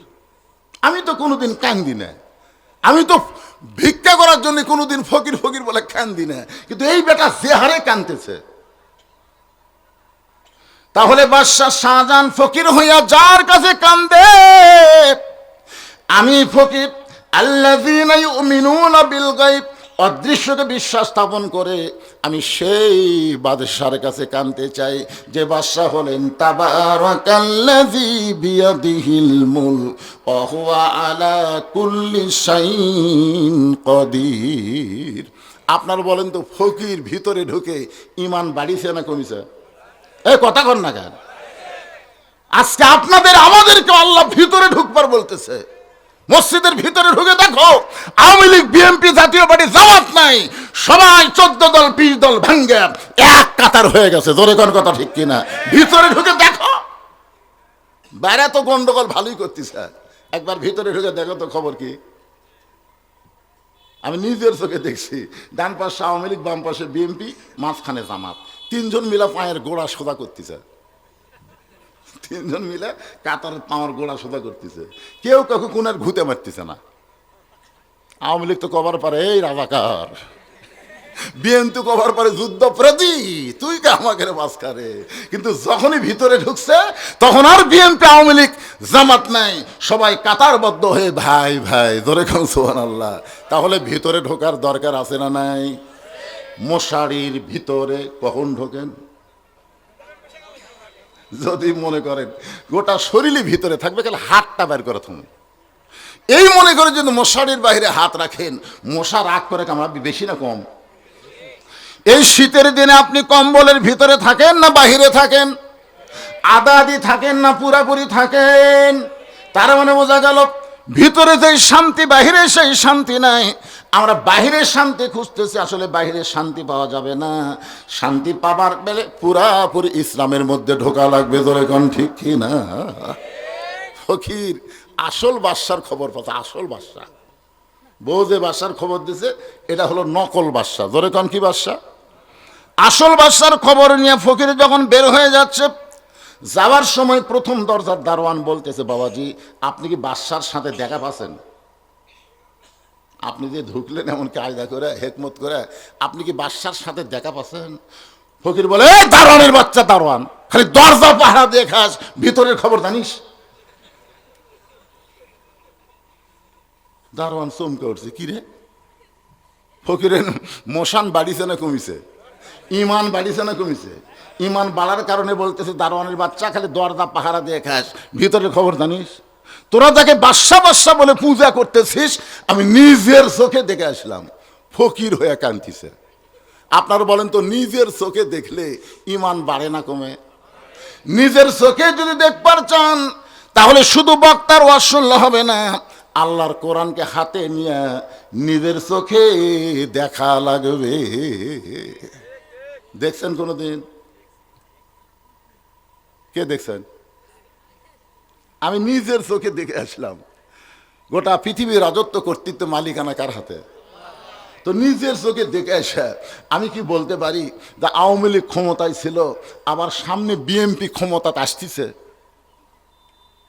এ কথাকে আমি বলতে পারি যে আওয়ামী লীগ ক্ষমতায় ছিল, বিএনপি ক্ষমতাতে আসতেছে? এটা কোনো ইমানদারের কথা না। ইমানদারের কথা হলো, কেউ কখন ক্ষমতায় থাকে না, সবসময় যিনি ক্ষমতায় তিনি আমার আল্লাহ। ধরে কোন কথা ঠিক কিনা কথা বলেন? আল্লাহ কাউকে ক্ষমতা দেয়, দিয়া ধরে না, ধরে না, ধরে না, কিন্তু ধরলে আল্লাহ দেয়। দেখি তো 5 বছর দিলাম, তুই কি করিস? যেরকম আল্লাহ ফেরানোর ক্ষমতা দিছিল, ফেরানোর কোনো ক্ষমতা আছে? কোনো ক্ষমতা আছে? ওই ক্ষমতা পায়া এক সময় বলে, আমি কে, আমি কে, আমি কে। মানে ক্ষমতা আল্লাহ দিছে, এখন ক্ষমতা পায় নিজেকে নিজে চিনবার পারতেছে না, আমি কে, আমি কে। এমন সময় ফেরাউনের প্রধানমন্ত্রী বলতেছে, আপনি আপনাকে চিনবার পারতেছেন না, আপনি একদিন গোরস্থানের দারোয়ান ছিলেন। প্রধানমন্ত্রীর নাম হলো হামান, প্রধানমন্ত্রীর নাম কি? হামান। মানে এরা দুইজনেই গোরস্থানের দারোয়ান ছিল। আপনি আপনাকে চিনতেছেন না, আপনি গোরস্থানের দারোয়ান ছিলেন।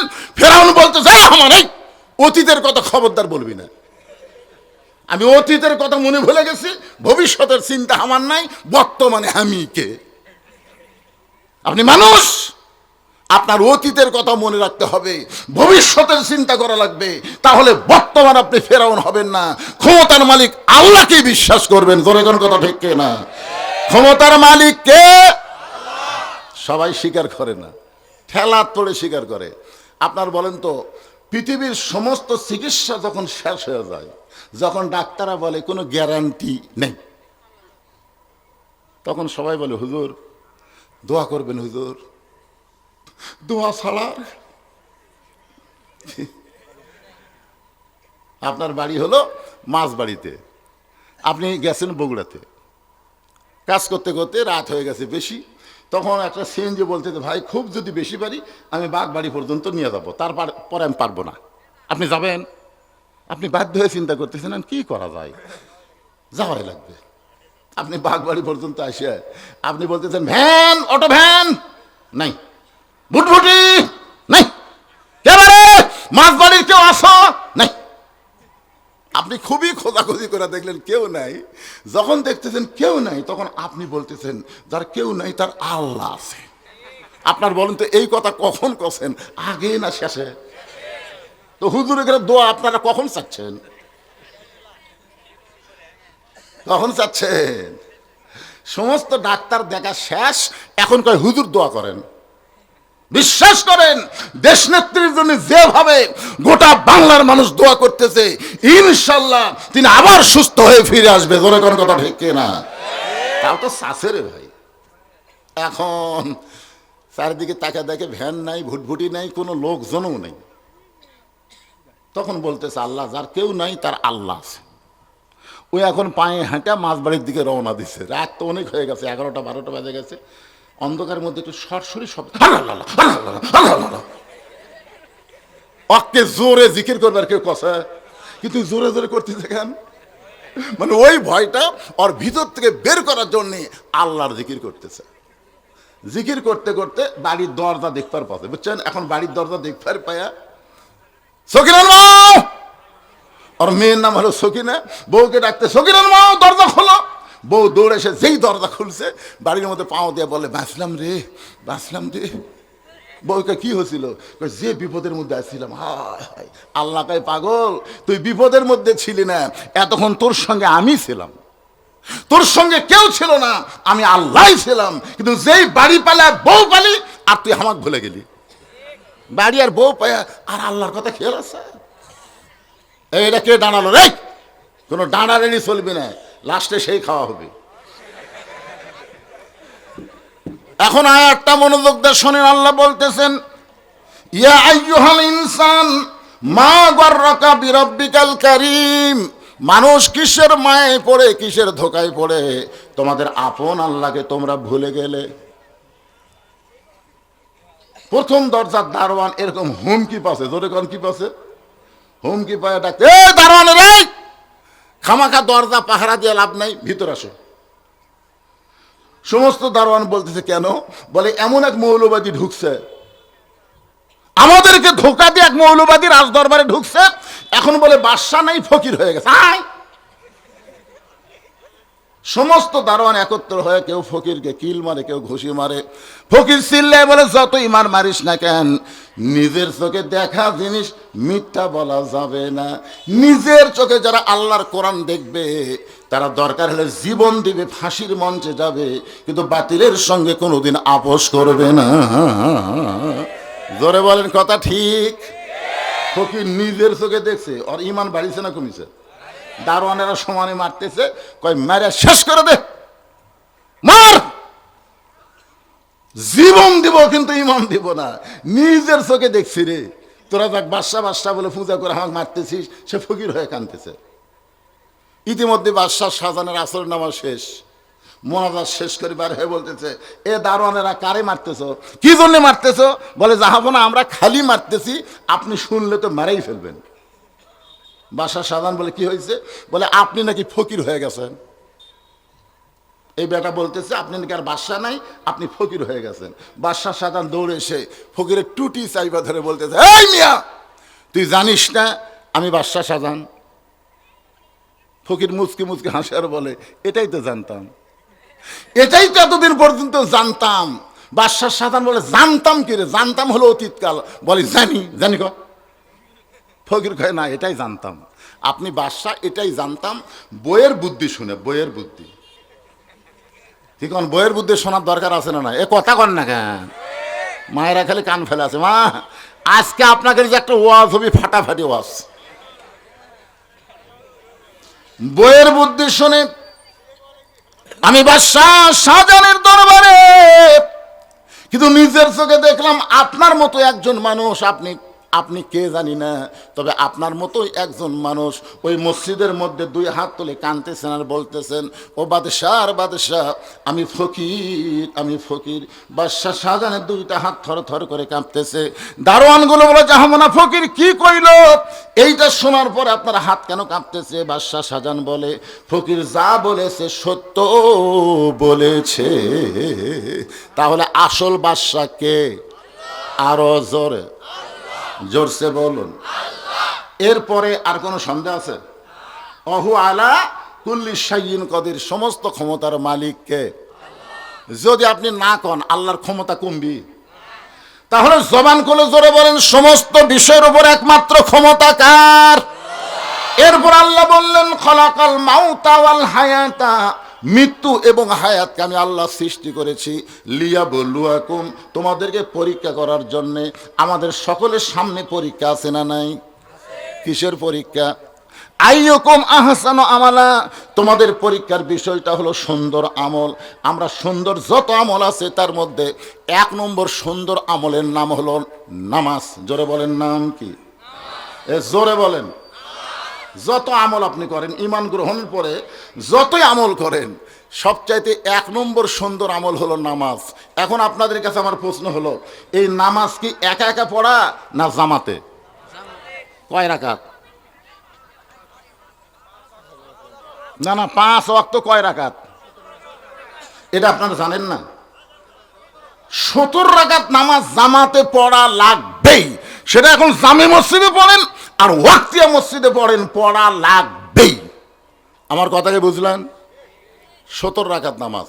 ফজরের ফরজ 2, জোহরের ফরজ 4, আসরের ফরজ 4, মাগরিবের ফরজ 3, এশার ফরজ 4।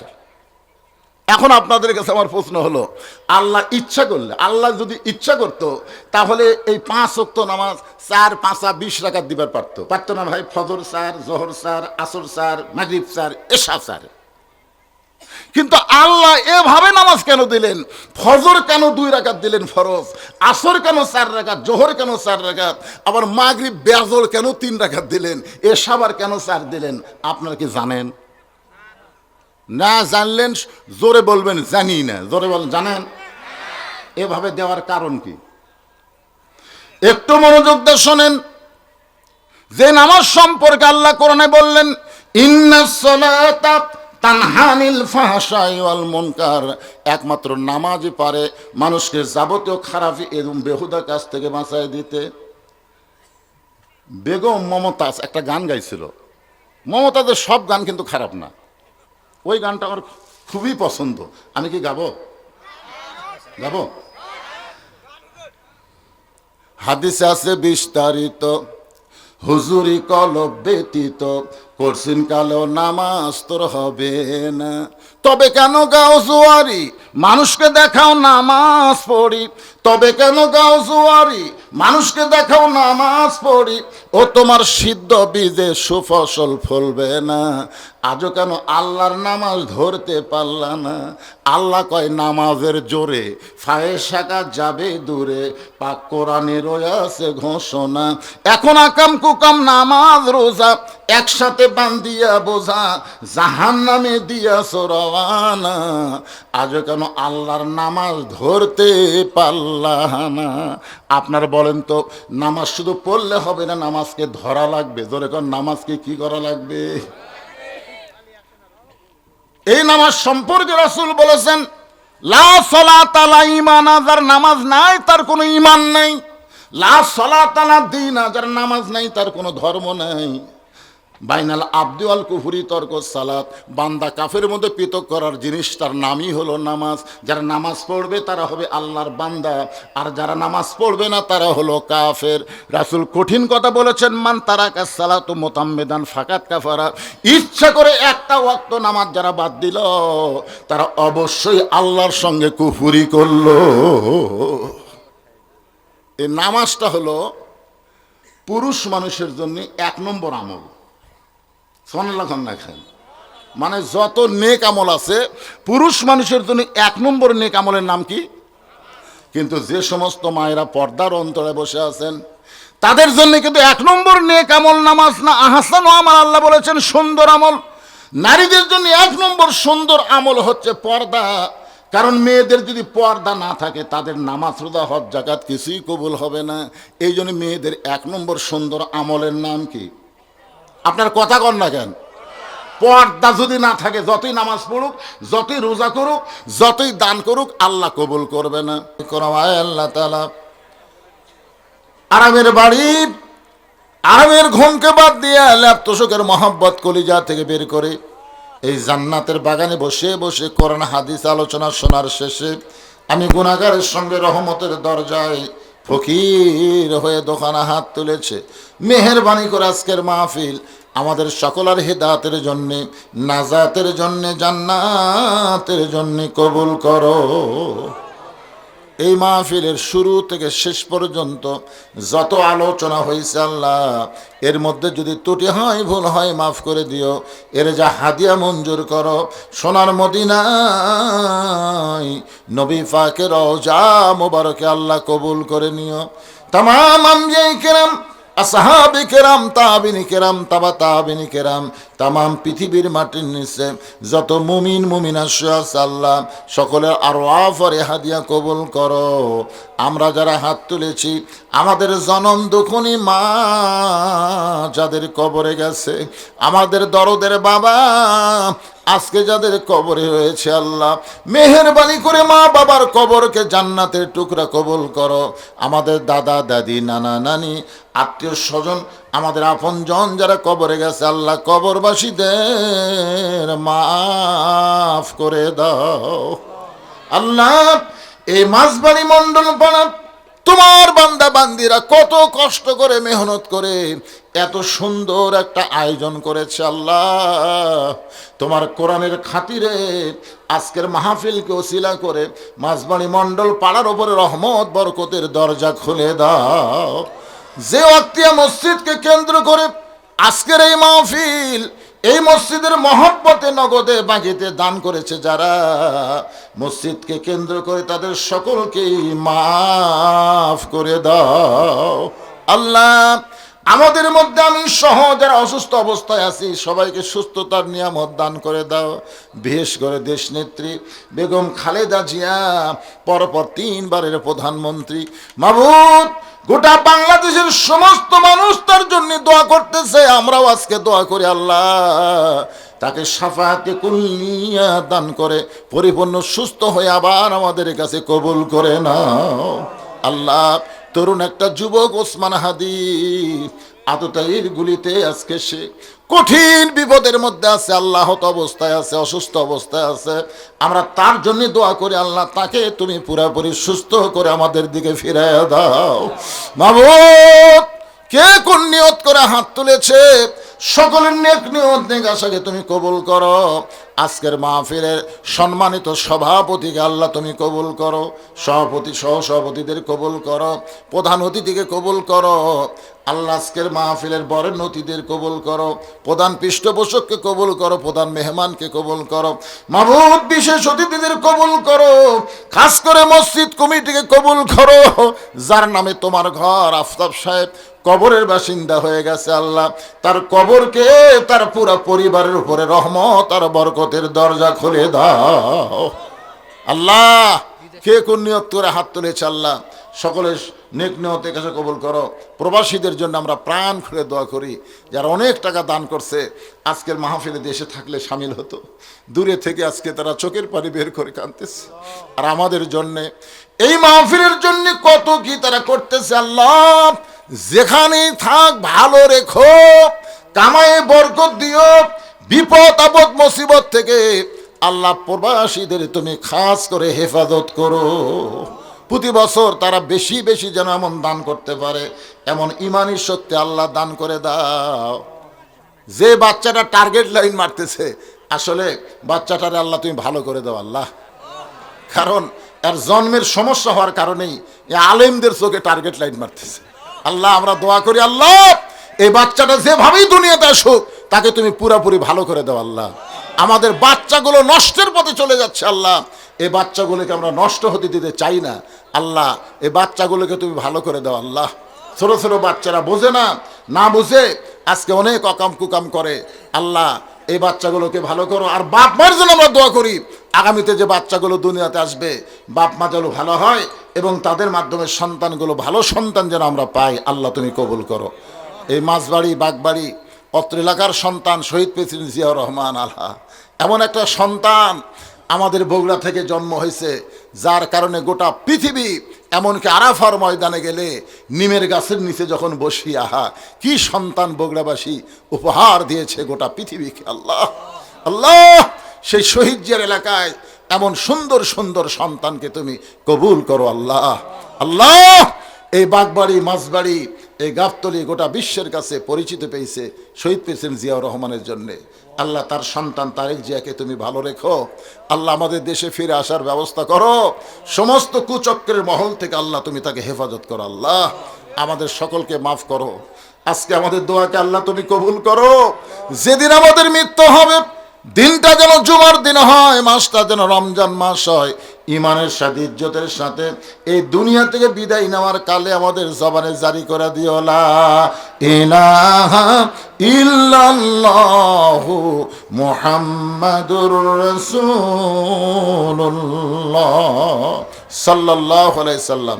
আসসালামু আলাইকুম ওয়া রাহমাতুল্লাহি ওয়া বারাকাতুহু।